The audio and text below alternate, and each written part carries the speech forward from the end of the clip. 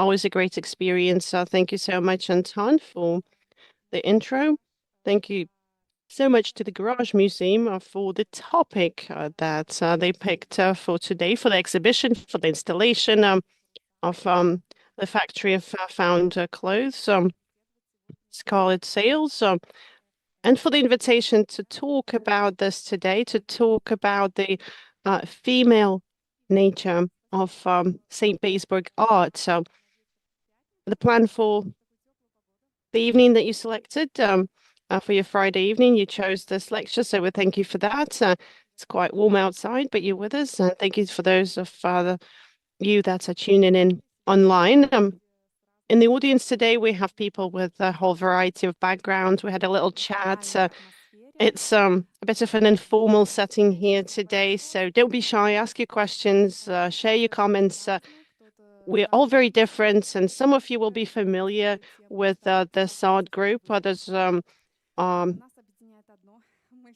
been introduced to it for the first time.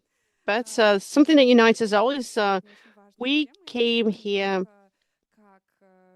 fully dressed, and clothes are going to be an important topic for today. We're not just using clothes to hide our nakedness, but this is something that helps us express the fragility of our souls, our emotions. I mentioned the cover that I used for the presentation. I'm not going to go over that again. A few words about what this topic means for me. I will be going through the slides just so that you can have a look at them and so that you don't get bored. I prepared a lot more images that I'm going to be able to fit into the lecture. On the one hand, as a curator, as an art critic, as a museum director, and at the same time, a woman, a wife, and a mother, I'm interested in matters of female art. So, a disclaimer, I think that female art is not a proper term to use, but I haven't come up with a better option. I haven't come up with an alternative. Perhaps we can think about that together tonight. As an art critic, as an art researcher, as somebody who researched the history of underground art, this is one of the topics that I've been exploring. I noticed that in the history of St. Petersburg, nonconformism, and this is where I'm the head of a nonconformist art museum, there are very few female characters. For instance, this photograph of participants to an exhibition of unofficial art at the Gaz Culture House reveals a serious imbalance in terms of the composition of the participants. This exhibition became the first officially allowed exhibition of non-official art in St. Petersburg. It was followed by others, but the situation didn't drastically change. Before we move on to exploring our key topic, I wanted to make a brief introduction because female art as a term is highly problematic. Don't look at the words on the slide. There's some rules that I follow when I organize my presentations, but I do want you to focus on the image for now. This is a Leningrad, a set of Leningrad artists that's a part of our collection. The collection has been handed over to the Art Museum of St. Petersburg, but we continue to maintain a connection with them. I think there is nothing in these works that would indicate the gender of their authors. So when we say female art, it's not some kind of a specifically female creativity that we're talking about in the world of art, in the world of creativity, in the spiritual world. There's no difference. There's full equality. There's no research to indicate and prove that female artists choose specific topics for their works, or vice versa. It's hard for me to imagine topics that would not appear in the art of artists of a certain gender. So I can happily state that in the world of art, everybody is equal, but not in the industry of art. Because, of course, art is always art, but whenever the work is done and it leaves the artist's workshop, it takes on a life in the industry, an industry where paintings are sold, bought, showcased, and discussed.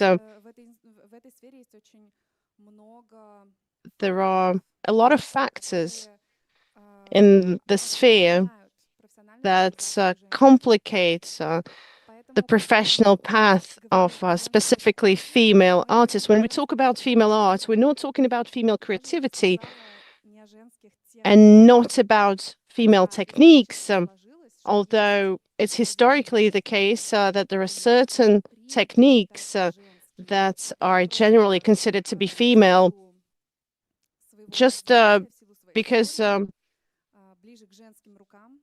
closer to female hands historically. For instance, textiles.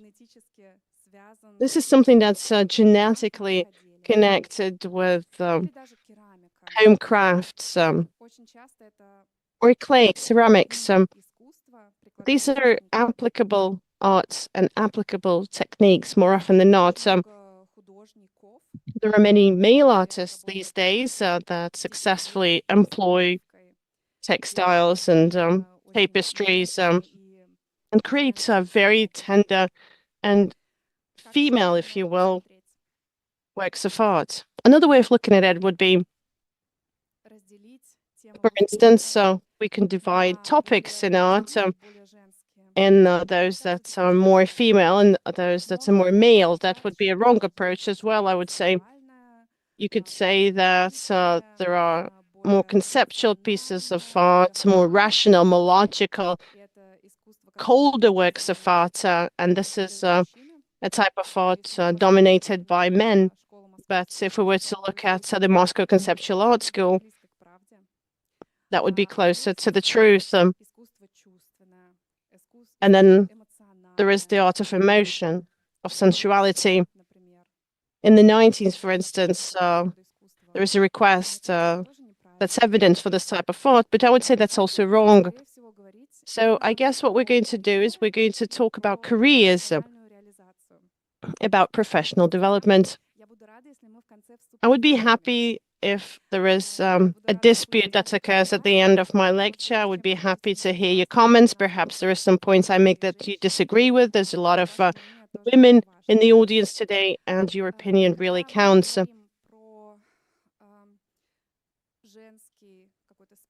When we talk about the female aspects in art, we have to mention the feminist theory, the Western classical feminism that lay the foundation for these kind of wordings.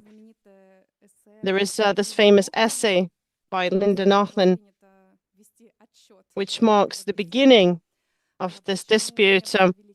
Why have there been no great women artists? Perhaps you read it, or perhaps you're familiar with the points made in this essay. But this is where the researcher explains that the problem is not that they weren't great women artists, it's just that we don't know a lot about them.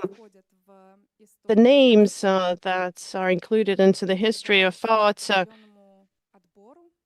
they are selected. They go through a certain selection process, and sometimes you don't make it into the list for various reasons. But there are a lot of mundane factors as well, life factors that complicate the professional path for women artists.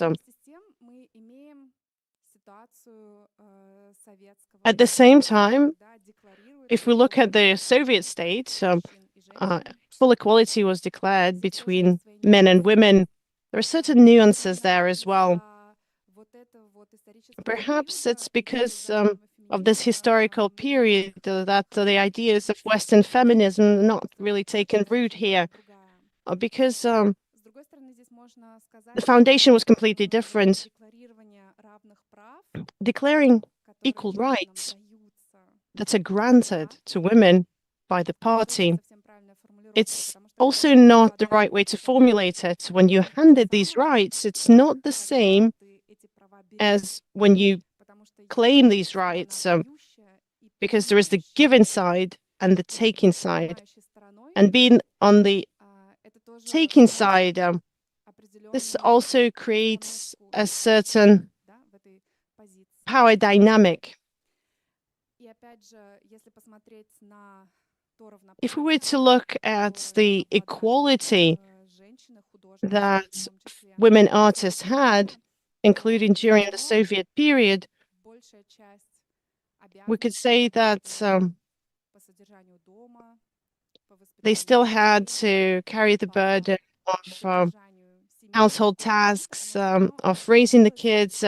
This would always be managed by the women. So first and foremost, you are a responsible mother. You are a good housewife. And then after you've covered those responsibilities, you can be a self-sufficient artist. You could be a worker, etc., etc. And a conflict arises as a result, which is intensified by the fact that this work largely remains invisible. Before the lecture tonight, I had a snack at a cafe. I saw a dad with a kid, and I think he was there on his own. And I was really happy about that. And I see more and more dads that are there to spend time with their kids on their own. It's not something that's a special event in the family life. It's just a part of the routine, and it's great. It's a great trend, and I want it to continue developing. But nonetheless, the way the world works, mostly it's the women that carry the bigger load. I'll go back to the main topic. Without this intro, it's going to be very tricky for us to continue our dialogue. I'm hoping some of the artists captured your attention. You saw some of the works briefly on the slides. There are many more of these women artists. There'll be some new names that we discovered tonight. It's a topic that's heavily under-researched, and hopefully these gaps will be bridged. Let me click through some slides here. A while back, at the beginning of 2012 or 2013, I found this catalog, The Female Face of St. Petersburg Art. I brought it with me. It's a rarity, and I don't think you've ever seen it or ever held it in your hands. I'm going to hand it over to the audience for you to flick through it, have a look. It might be falling apart a little bit, so please be careful with it. It's a catalog that was published at our museum long before I joined it, and this is something that's a topic for the 2000s. It's a very progressive step for the time, and it's a collection of various articles that tackle the theme of female women's art from various aspects. And St. Petersburg art turns out to have a female face as part of this catalog. I started to read through these articles. In 2018, based on this publication, we came up with a non-conformist exhibition where we presented the works of artists, women artists from our collection. Working on this collection coincided when a period when I was getting ready to be a mother, and that was a good coincidence. The exhibition was very diverse. As a curator, I would definitely criticize it in a different context. But in that context, that was one of the goals that we were pursuing. We wanted to show that there is no female art. Look at these paintings. There's nothing technically or thematically bringing them together. If you don't read the biography, so this is just art. So it's art created by women. Let's go back a little bit. I read the materials of this catalog, and an article caught my eye where a famous a Leningrad-based collector, Nikolai Blagodatov, was talking about prominent women in St. Petersburg, Leningrad underground. It's a view from a different generation. My way of looking at it is completely different as well. For the older generation, it might seem unnatural or even alien. But I was reading through these biographies and I realized that in every biography there are men present. In the majority of cases, bringing women into the professional art sphere would go through their husbands, through their mentors, through their teachers, collectors,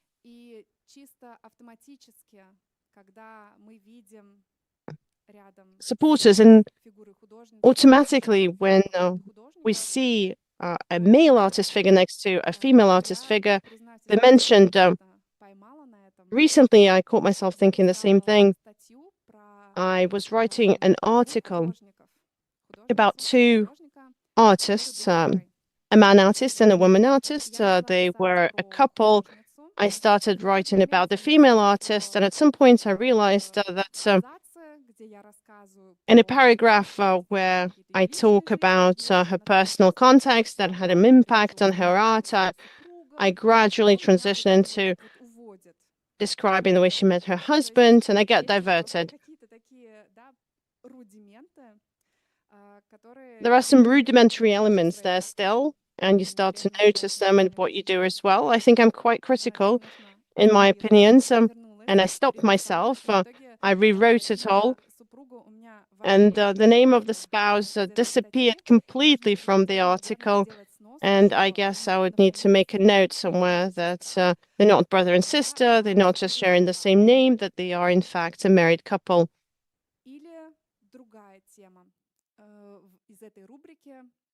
Or another topic, autistic couples. We know a lot of very talented autistic couples, but do we know couples where it's just a woman doing professional art? Just give yourself some time to think, and perhaps by the end of the lecture, you can come up with the names of these couples or share with us. I know very few couples like that.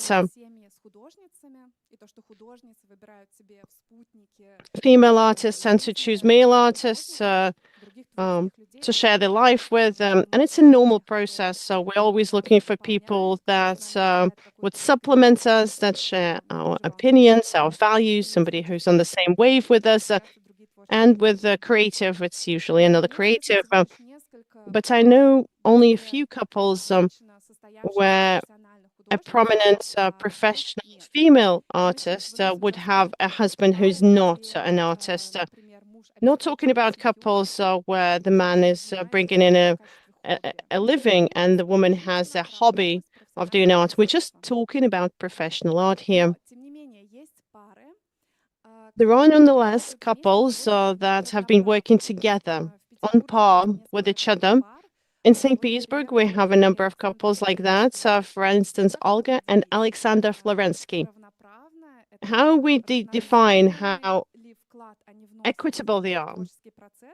Are they making an equal contribution to what they're doing? And is the symbolic capital that they're getting as a result of their work, to what extent is it similar? This can be defined, for instance, through the way they are remembered, in the history of art. On Olga and Alexander Florensky, the Florenskys. This is a union that everybody understands. It's not Alexander Florensky and his wife Olga. It's the Florenskys.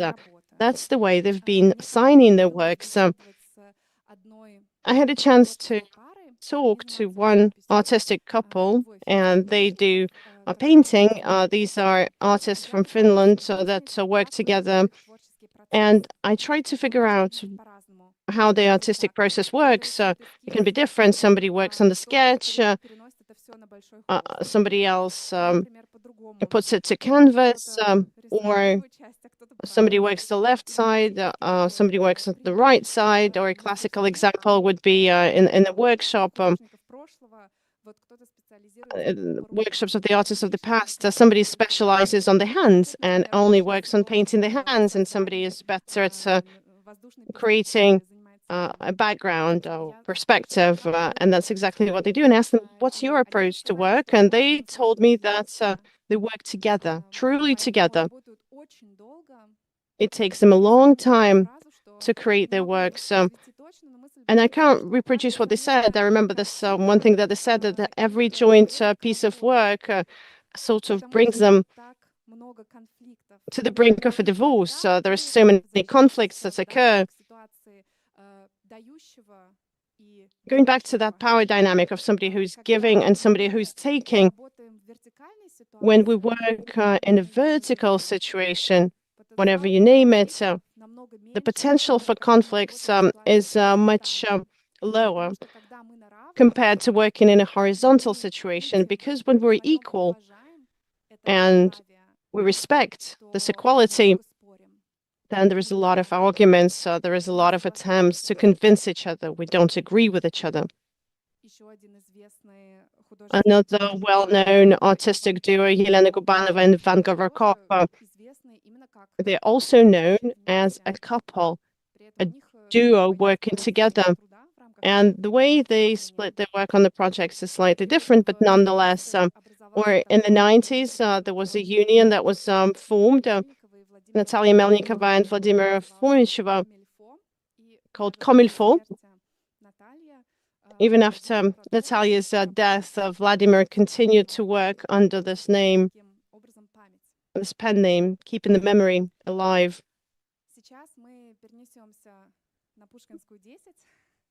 Let's go to Pushkinskaya 10 now, virtually. And I think a lot of you will have heard about this place. It's a legendary St. Petersburg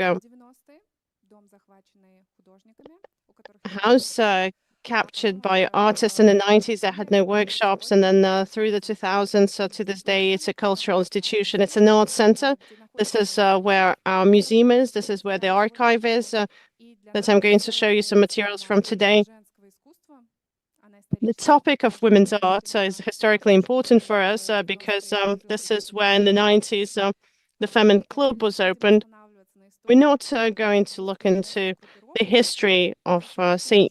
Petersburg groups, although it is an incredibly captivating topic. Perhaps that could be a topic for another lecture, but it's important to mention it.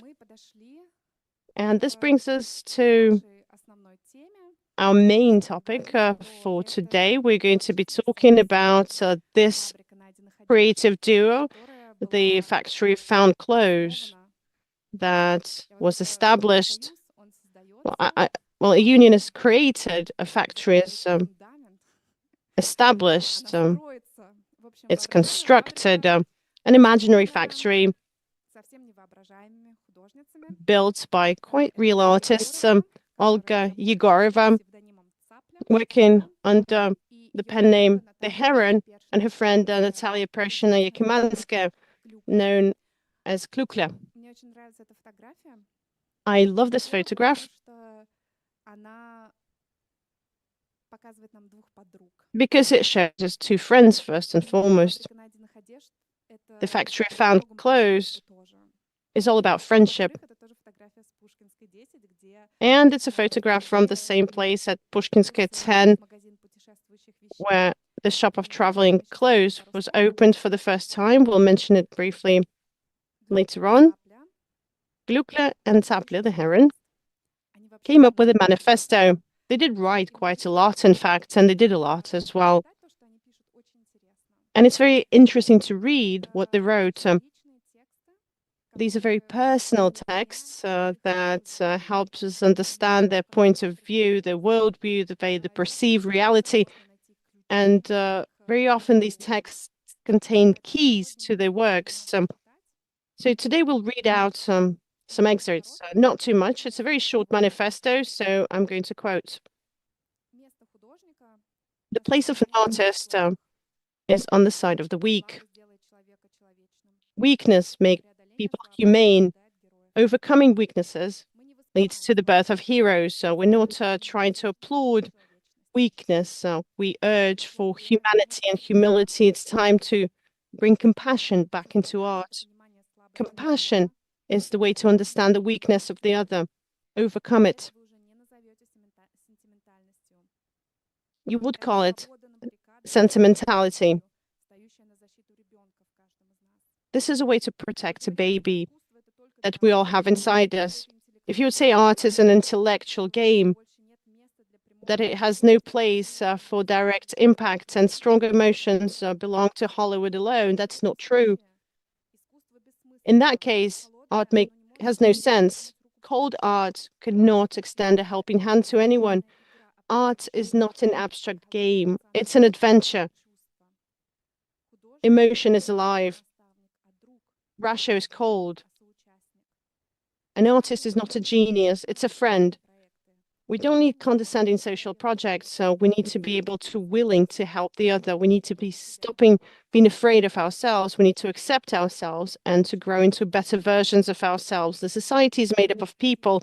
Only through helping people on their path of transformation, we're going to be able to change society. There is no other way for us.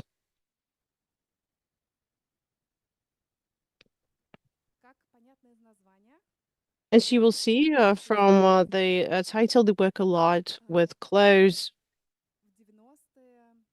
through the 90s. We're talking about mid-90s, 1995. This is when the shop of wandering clothes is established. These two black dresses that you'll see in the left-hand side top corner become its symbol. Why is it called the shop? Wandering clothes, why is that? The format of the shop is not about a commercial endeavor. It's all about this true opportunity to possess a piece of clothing. When we buy something, we start to own it. The clothes that make their way into the shop, they are found. These are found pieces of clothes, these are found accessories, these are found stories. Clothes is something that's very close to us. It's like a continuation of our bodies, a continuation of our identity. Clothes can tell a lot about a person, or we can tell a lot through clothes. The shop invites you to choose an outfit, to try it on, to share your story, to bring your piece.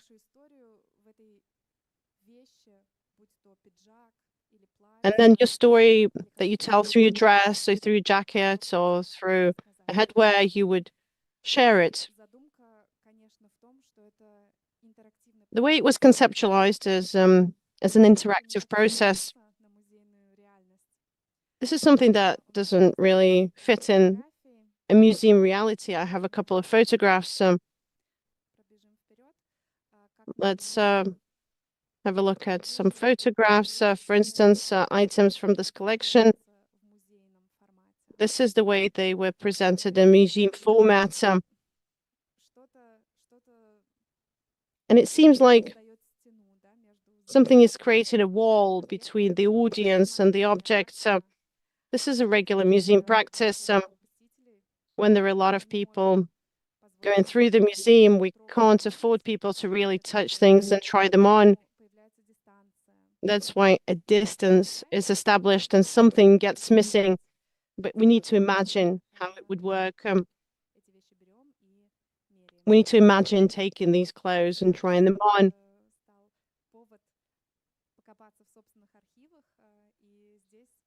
And then I used this excuse to look through my archives.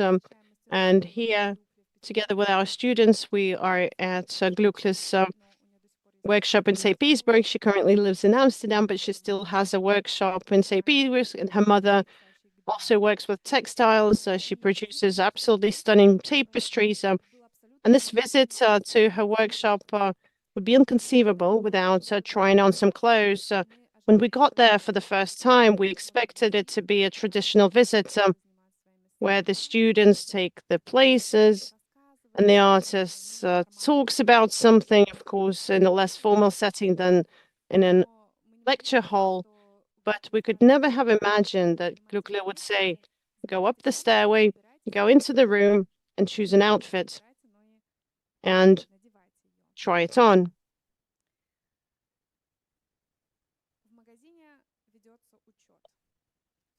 They do keep track of everything in the shop. It's all very serious, and the factory is a serious place.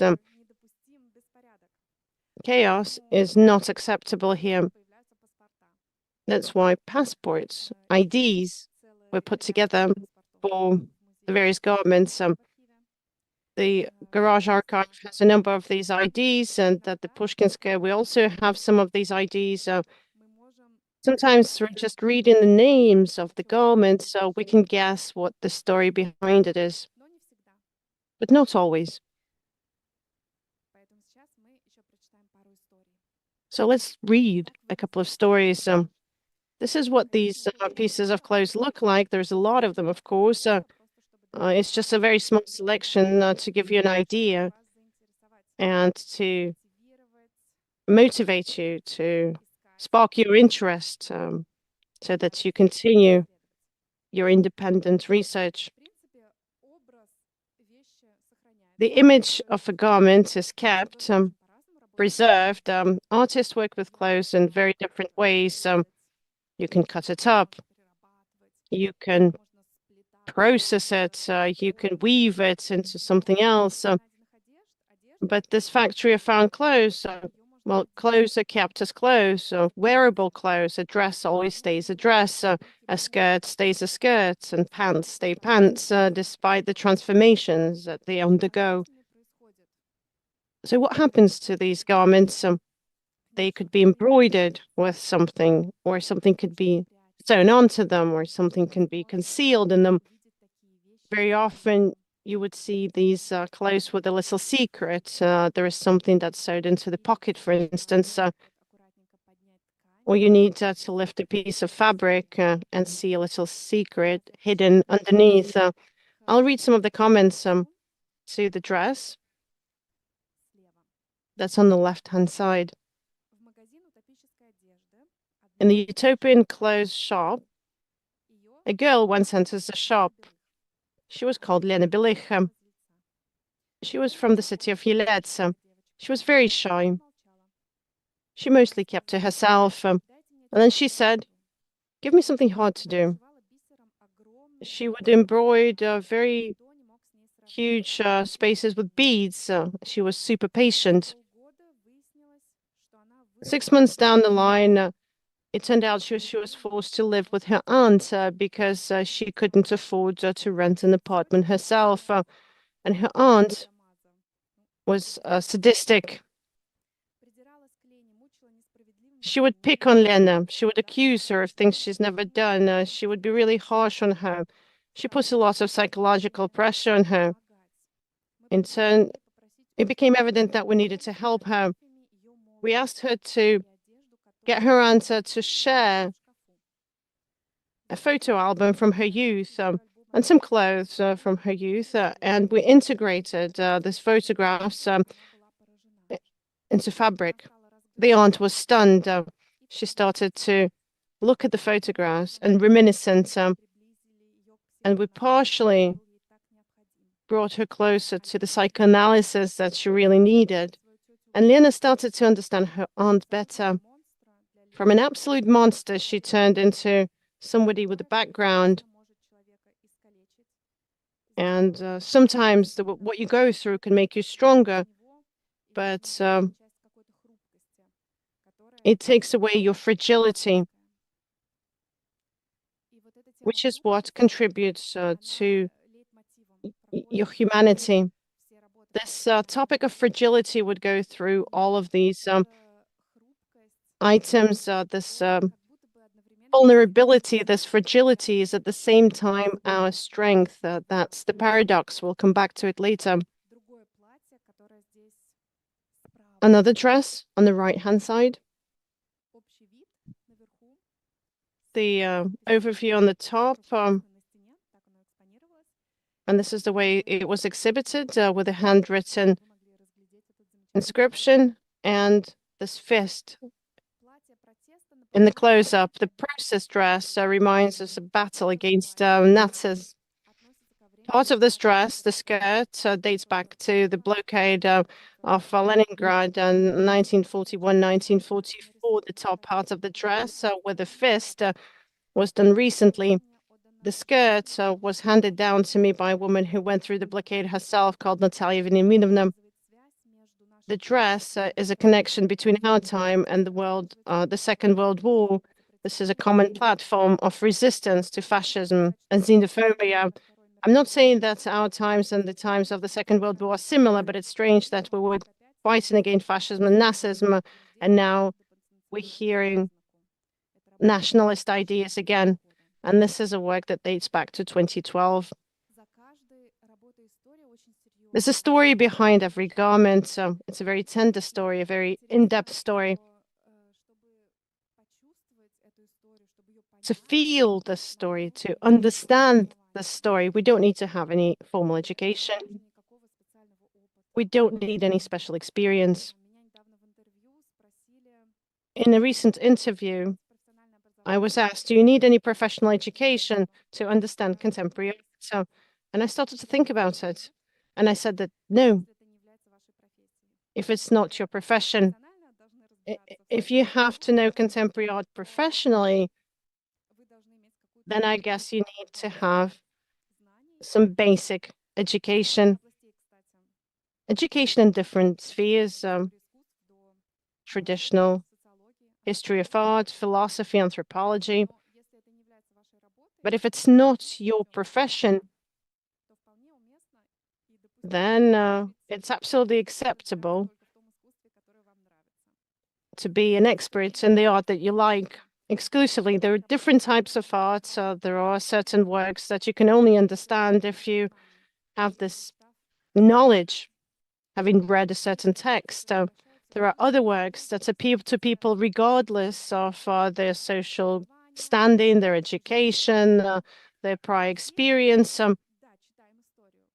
And of course, we're reading the story here, but I think these works are accessible and understandable for very different people. If you were here before the beginning of the lecture, you will have seen this photograph already. This is a trademark of the Factory of Found Clothes, the performance as a tribute to Polisa. The Garage Museum has a great podcast, a whole series dedicated to this performance, and I urge you to listen to it, and I'll briefly share the plot. You can see it in the photograph. The artists in white dresses are holding a black dress on either side, and they jump off the bridge into the water. It's dedicated to everybody who knows the performance of love. It's also about fear.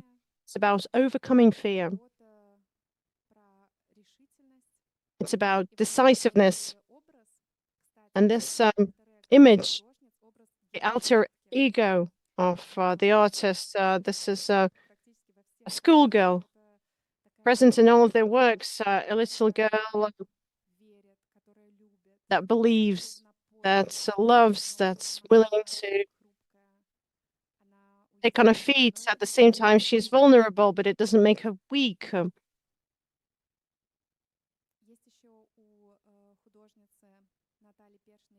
Natalia Pershina-Yakimanskaya also has a whole graphical series. We can take a sneak peek into how these performances come about. Very often they would start with an idea, a concept that's then rendered in a drawing. And Natalia has a series called The Life of Things, and these graphical works illustrates the fact that these objects are in fact alive. How do they become animated? Through personal stories that the object lives with or instead of their own. They become alive because we treat them as something that's alive. The artists have a project in the archives where they take a dress on a trip, and the dress does everything that the artist would want to do, but couldn't dare to do. And then it gets a life of its own, and then it's liberated of its shape through being burned. These works illustrate the life of things.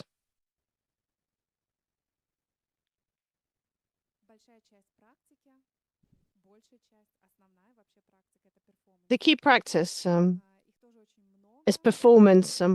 There is a lot of performances to talk about. For instance, here we see a snapshot of one of the performances called The Whites, where women artists put on these costumes that conceal any indication of gender. They're very neutral, white, turning them to these neutral white creatures. And they take on the role of these weird aliens. On the one hand, they come to various iconic places, landmarks, to various events. On the other hand, they are psychotherapists. They invite you to share your stories with them. They listen to your stories. I already mentioned that an important place is taken by the theme of fear in 2001. The Factory of Found Clothes creates a performance called 107 Fears, dedicated to the Hermitage exhibition of Miss Bourgeois. This is the 5th floor of the Hermitage. This is something that's very special. But what's happening in the attic? It's an installation. We can see it. And then there's a catwalk with non-professional models. And these artists don't really work with professional models. Usually these are representatives of different social groups, or representatives of different living contexts. Could be a retired woman, a young sailor, a pregnant girl.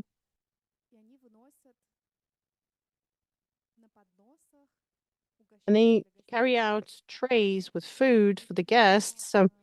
You can't really see on these photos, but the dresses are embroidered with internal organs. It's like they are inside out. So when you turn your t-shirt inside out or your dress inside out through an artistic image, you can turn a person inside out.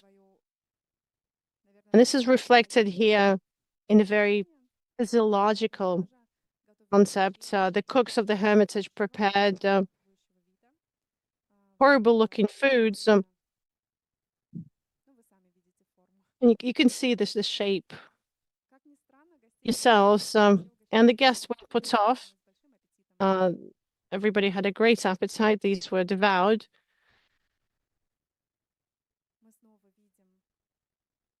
And again, we see the image of young uniformed men, the triumph of fragility.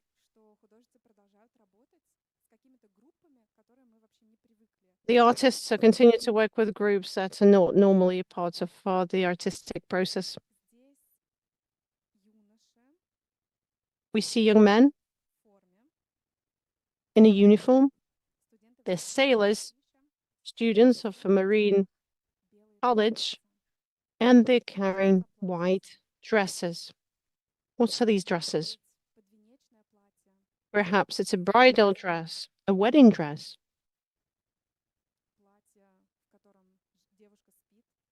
A dress that the young girl sleeps in and sees wonderful dreams in. But this is something fragile, either way,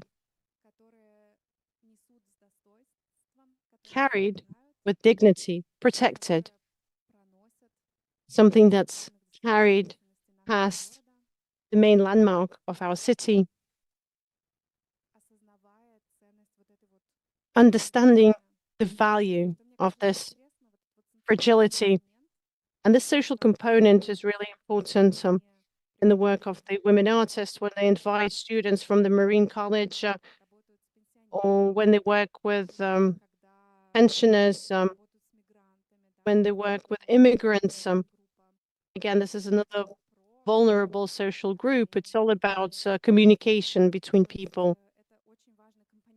It's an important component of their work. If we were to look at the way the practice developed going forward, this component started to take more prominent place in their works, and the factory finally ceases to exist, and Glukla and well, and the Heron, they continue to work solo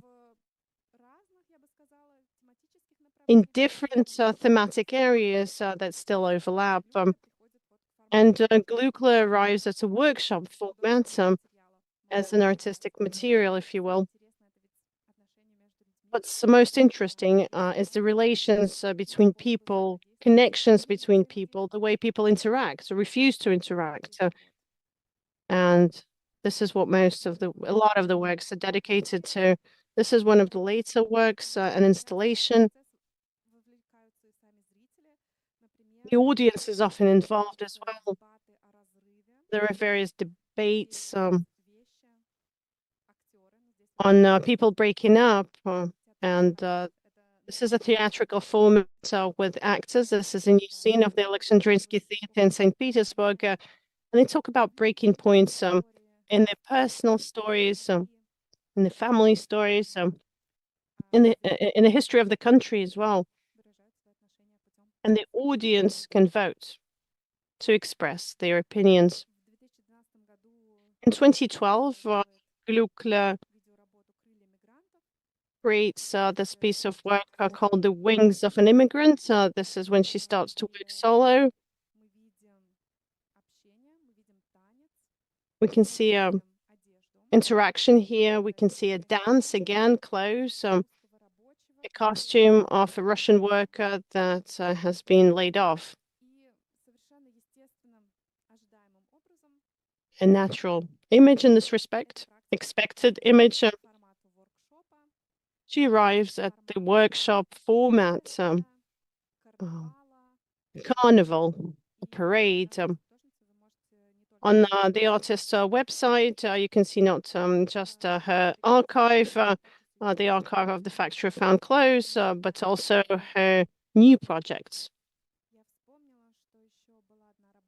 I just remembered that there was another piece of work that I wanted to mention and I wanted to read about this jacket.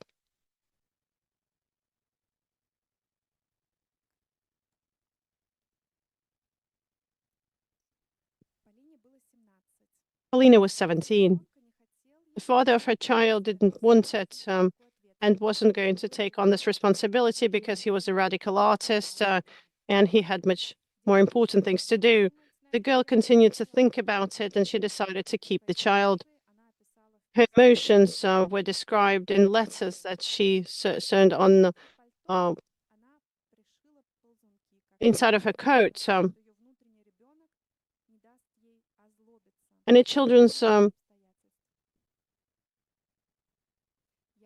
garments that would keep her child from getting angry at the situation. I didn't realize it was a female coat, so when I first saw this piece of work, I thought it was a male jacket. And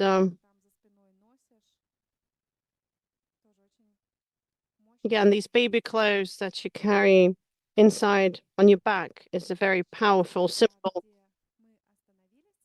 Let's go back to where we stopped.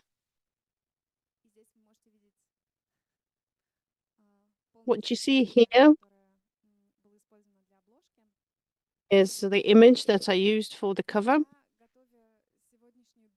When I was working on today's presentation, I thought about, well, how am I going to talk about this female face of St. Petersburg art? How do we talk about it today? And I realized that essentially we work in a very inclusive environment.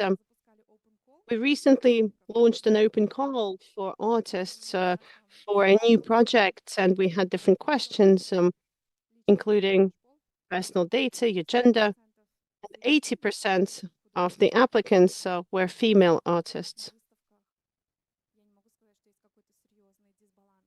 I can't say that there's a serious imbalance at the exhibitions, and I know very many talented, successful women artists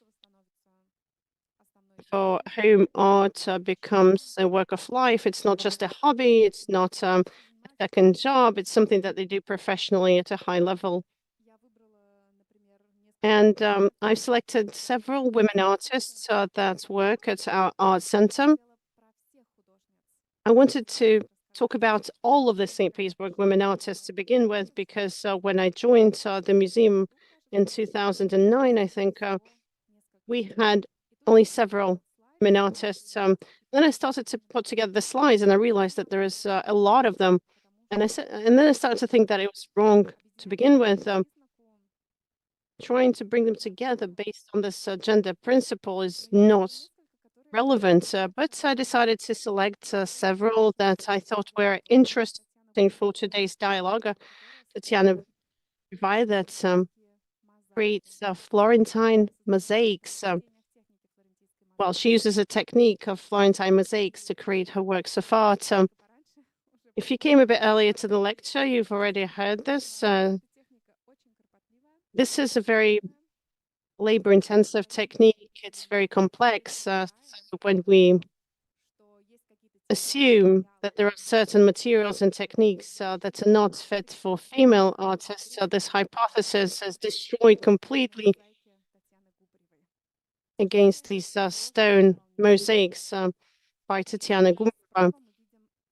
On the right-hand side, we can see a tribute, an homage to this photograph that Tatiana decided to eternalize.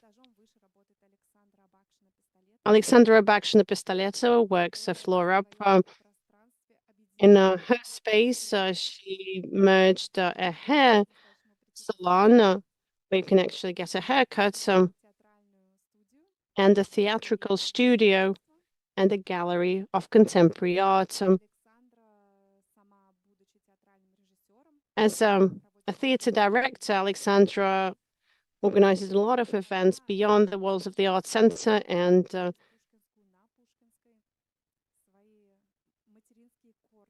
she found her motherhood roots, and she works a lot with the Kiber Feminine Club legacy. We also have women as guardians, if you will.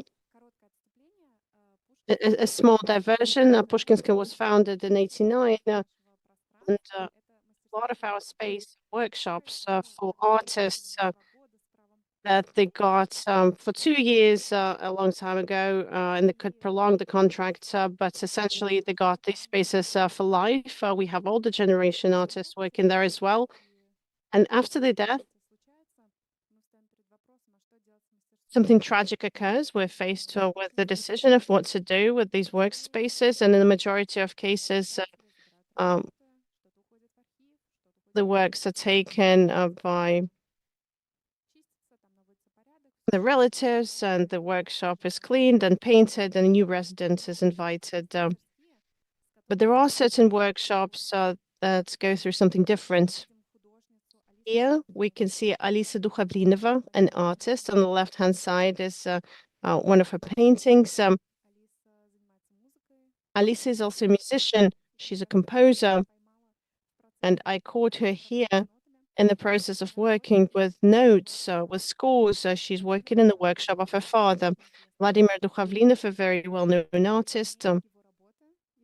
She has some of her works in the background. There is a photograph, and Alisa and her mother, Natalia Dukhavlinova, they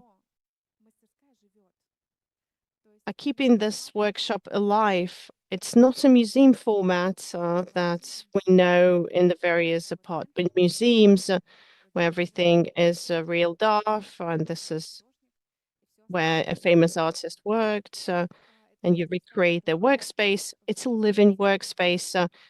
New works are created there, but at the same time, they're keeping the atmosphere and the legacy of the artist alive. And another pair, Galina and Alena Nikiforova, a mother and daughter. And after the death of a famous artist, Leningrad brutalist Yuri Nikiforov, they became the guardians of his workspace. Alongside showcasing his works, they're also finding new authors, young artists, to organize small exhibitions and events. And this is great. This is a practice that I really adore. When they first came up with this proposal, I was quite skeptical. That meant handing the workshops down to the next generation, and it's really not something that's a fair, democratic way of organizing the space that we were trying to maintain. But I think this is one of the means of working with the artists' legacies, and we can see that women artists are incredibly talented at this. Thank you. We're going to pause at this. Thank you for your attention.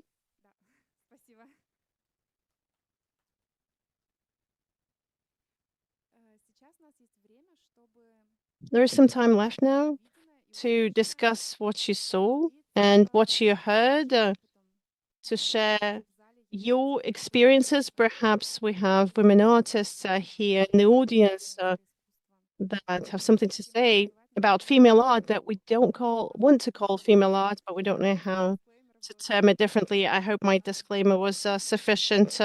Perhaps you have some questions, or you have some critical comments. Perhaps there is something that you disagreed with. Let's have a small discussion. I'm very open to it. To begin with, you can just share your impressions.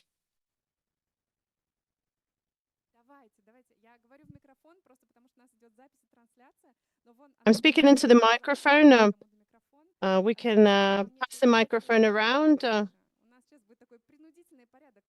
Let's just hand the microphone down. I hope you don't mind. Thank you so much for the lecture. I have a question.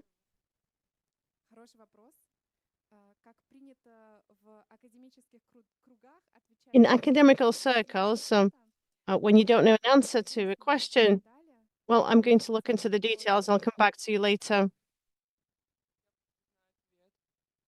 I know the answer. I'm the guardian of a media archive. Our father found close factory. I wrote a piece of research dedicated to the store of traveling clothes together with Alana, my friend. Glukva and Heron, why were they called this way? And Alana was editing my text, and she asked me where the names come from. You've never asked this question yourself? Well, I was just used to this Heron and Klukle, and we've always called them that. And we never asked the question of where these names came from. And I started to research why, where did these names come from? Glukle, she was called Glukle from her early childhood by her parents. There was a joke, an anecdote about a soldier that her father shared with her. And the way it goes is the soldier was constantly asked, "What are you doing? What are you doing? What do you do?" And he said, "I would do something glukle." I couldn't really find anything about glukle. Something unknown, something mysterious, some mysterious object. And she grew up with it. And Taplia, the heron, is something that they came up with a pen name that would rhyme with glukle. That's a very interesting approach to the concept of rhyme. Right, glukle, sapler, they do rhyme, but creative unions with these names are formed. I was thinking about what questions you might have, and I never expected this question. Thank you so much. Thank you so much for sharing this interesting story. I will look into it myself as well. Anya Grosicka, and I'm an artist. I work with clothes as well.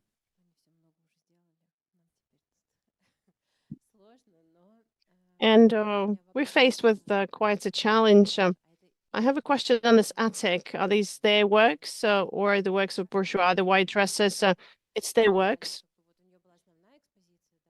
So she had this main exhibition, bourgeois, and then they were given the attic.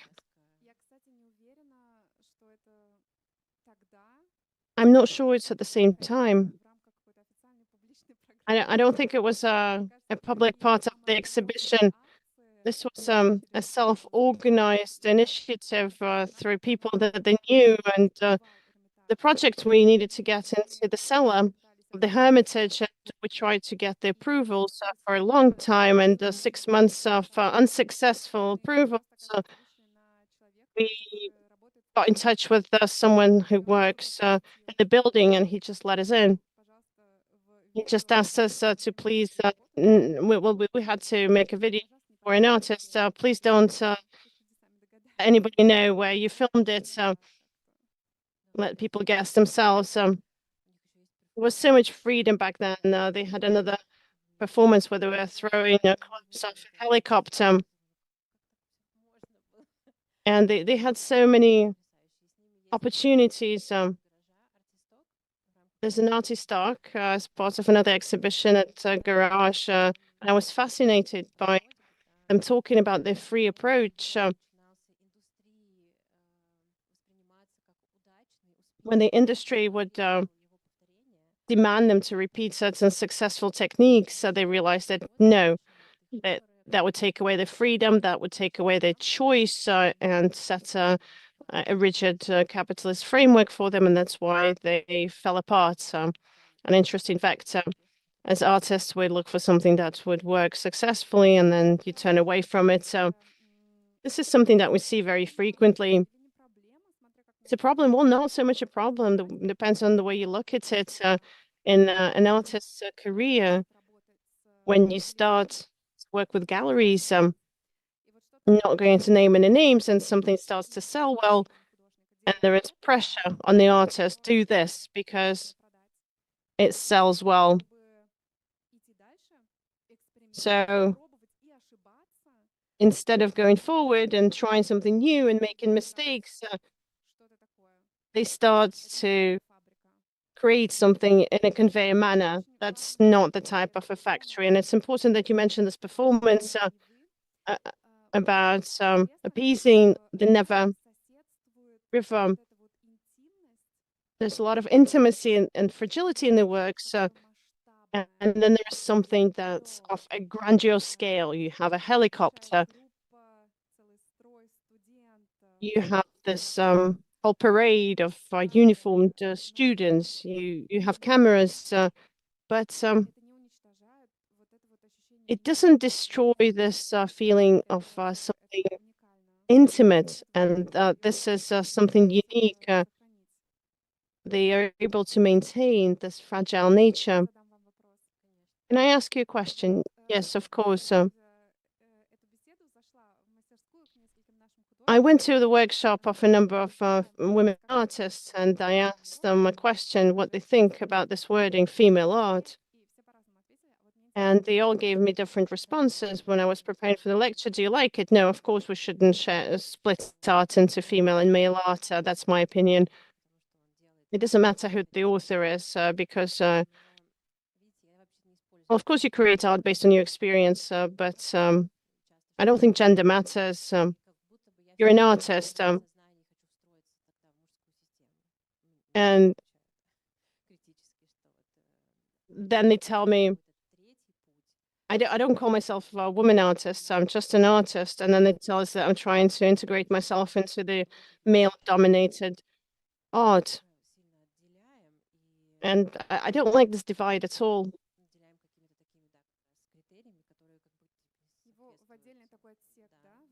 It's like a separate area of art, and I think it's wrong.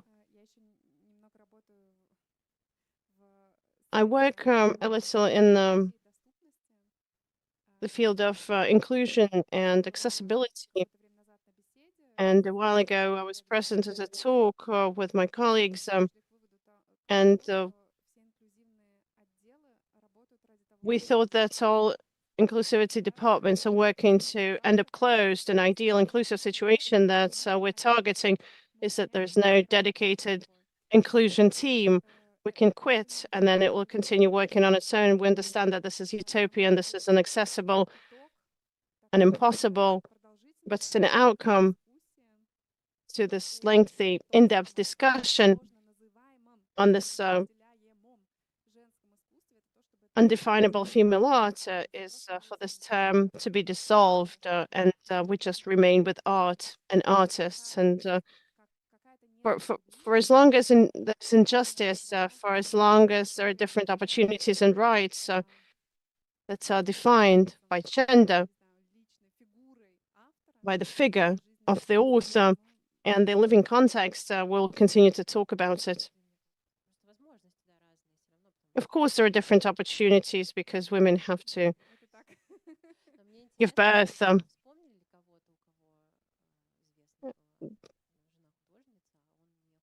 The question that you asked about a female artist, a professional female artist, and a non-artist husband, did you come up with any names? Did anybody remember any couples like that?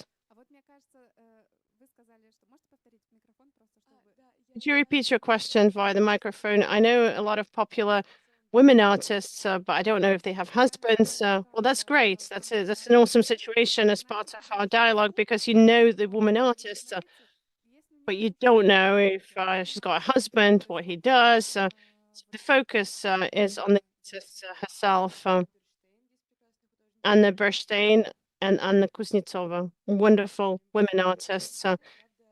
Anna Bernstein, her father is an artist, and some people know her because, well, there's still a male figure behind her, right? But Kuznetsova doesn't have anything like that. Now that you're holding the microphone, please share your impressions. What got me really curious is this factory of found clothes. I really liked the video that I saw in one of our archives, an exhibition. There'll be more archive items to be exhibited later on. And I really want to take a deep dive into this. We had a workshop as part of our mediation, and I made a presentation on the factory of found clothes, and I fell in love with the topic. I loved all of the performances and all of the ideas and this romantic idea of this young schoolgirl and this image of something very tender and young that's eternally romantic. This is something that really resonated with me. That's why I came to your lecture. It was interesting for me to learn more about this factory. I didn't know that they were still continuing with their careers solo. And I think workshops is a wonderful idea. So thank you so much. Thank you. Please hand the microphone down. Thank you so much for the lecture. Okay, thank you for your comment. Are we going to get to the far rows? Thank you so much for the lecture. It was really interesting for me. I didn't know about this project before. This is my first introduction to the topic. I have two questions, in fact. After the group fell apart, what happened to them, to each of the girls? And the second question, all of their works are in the archive now, in different archives. Or did any of the works get sold? Thank you for your question. Both artists do continue with their solo careers. Glukle, Natalia Prashnik-Kimanskaya, she organizes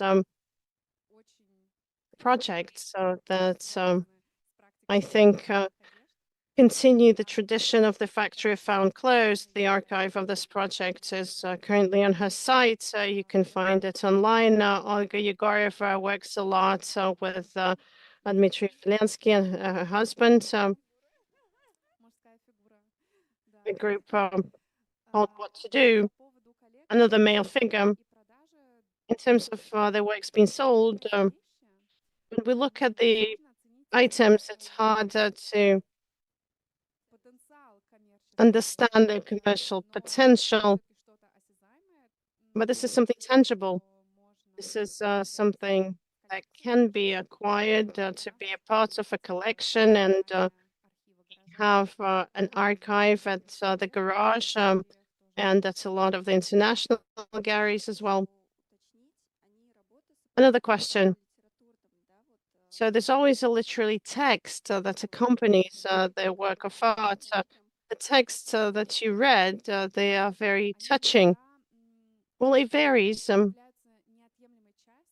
Sometimes they are an inalienable part of the object. It's a letter that you can read, a handwritten letter, which is sewn onto the garment. Sometimes that's not the case. There are other works that exist on their own, or letters that exist on their own. Thank you so much. Thank you for the lecture.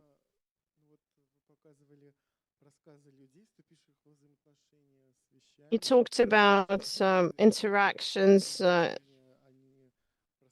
with the clothes. They talked about how they interact with the garments that they found.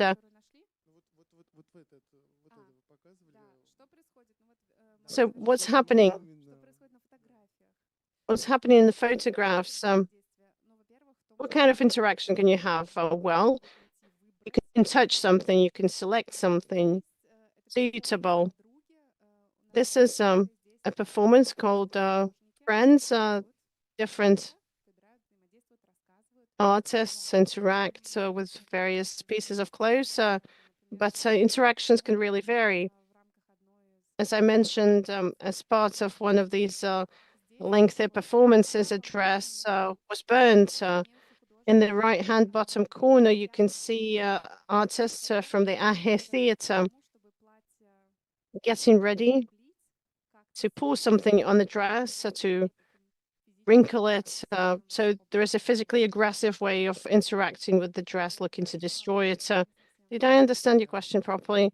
Yes, I guess so. I wanted to ask about performance when they were white. You said they were psychotherapeutic. Did it talk to people? They had a table, they would sit at a table, you can take a seat next to them and talk about your story. The process of narrating and listening to a story plays an important part in the practice and becomes a material for them. All of these stories, these are stories of real people. And if you're a part of their creative practice, it means you shared your story. There are other plots as well. I just focused on this area. They work with historical figures as well. They work with their own stories. But the bigger focus, I think, is on the other, and that's part of the manifesto. It's about working with the other. That's where the paradox comes in. Working with the other enables you to better understand yourself. It's through these stories, when we listen to these stories, when we try them on, we're able to figure out something about ourselves. At least that's the way it works for me when I'm part of the audience. Thank you. I just wanted to say a big thank you. I'm here for the first time. I think that's particularly interesting then. I'm not really part of the artistic world. It's a huge compliment to you. The way you talk about it, you're so captivated by what you're talking about. We can feel it. Thank you so much. Thank you for the lecture. I'm here for the first time as well. It was interesting. I learned a lot, and you're a great narrator, and you found very interesting photographs to share and very interesting stories. You talked about the real life of these two women artists. Thank you so much. Another question I wanted to ask myself. After any public presentation, the question that I ask myself is, what will the members of the audience take away? What would I want you to take away as food for thought on this topic? And I have two questions that came up. You don't need to answer them, they're rhetorical. The first question is, how can we find and perceive this fragility, find this young girl in ourselves? What is she like? And how can we get in touch with this part of ourselves, not as something that's weak, but something that's a part of our identity, a part of our heart and soul? How can we employ these strategies that we learned about today, the strategies of tenderness, strategies of listening and hearing and helping the other? How can we perceive them through art, let them into ourselves, and then make them a part of our lives? And this is something that we can take away and think about. The second question is, working in the field of art, how can we make it, I mean, the industry of art, more accessible, more comfortable for women artists? For instance, how can we come up with different formats that don't make women choose the role that they're going to play? They don't have to choose between their work and their family, the various residencies where you can come with your family, and there are sufficient financial resources, among other factors. Money very often is the driver. That's the marker of this inequality.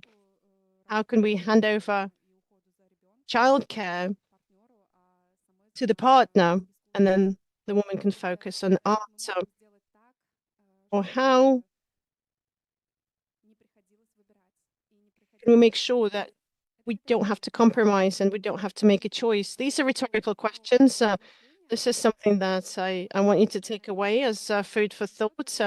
And I hope you found something interesting and talked about today. Thank you for sharing your comments.